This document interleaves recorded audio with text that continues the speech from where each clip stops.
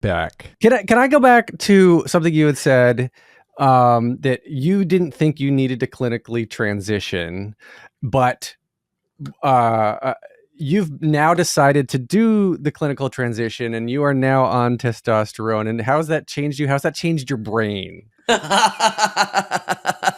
Oh, I love this question so much. Okay. Um, so testosterone has obviously done a lot physically. It's changing my body, it's changing my face. I have the worst teen mustache coming in. It's so bad. And I do this every day, several times a day. I'm like always feeling my chin and I'm like, look, more hairs. And I'm like, feel my muscles, right? I'm doing the whole teenage boy thing. I'm hungry all the time. So those are all the things that happen. Like I'm getting hairier often in places I don't want to be hairy, but it just is what it is. So a lot of things are changing in that way, but we don't talk about how it changes the brain.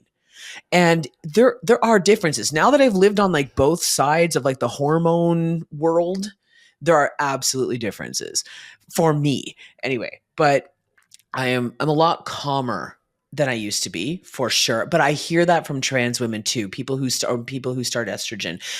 That same thing. So I take a gel. I put a gel on my body every day. You can also take injections. There's a few ways to have hormones in your body, but I use a gel. Mhm. And I remember the first time I put that gel on, about 3 hours later, it's like a noise in my brain stopped that I didn't even know was there. It's What? like if you'd been living in a city your whole life and you drove out to the country Wow. and you stepped out of the car and it's silent. And you're like, what is this?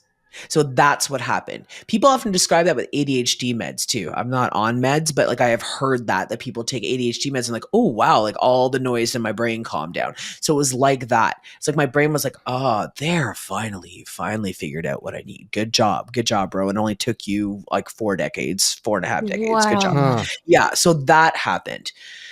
The other thing I noticed, and I think this has made me very aware of men's mental health, is that I still cry. I can still cry. I cry less, but the feelings aren't less. So the feelings just kind of get locked in there sometimes, and I have to find a Yeah. way to release them. And that's hard.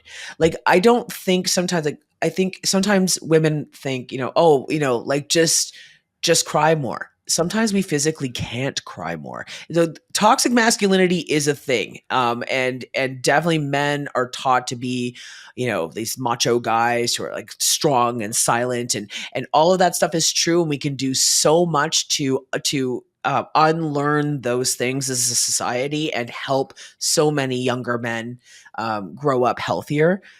But there is also, I think, a component that has to do with hormones. And so it is a little harder for me, sometimes a lot harder for me to express my feelings. I seem like I don't have feelings, but inside they're all there. So that has definitely happened too.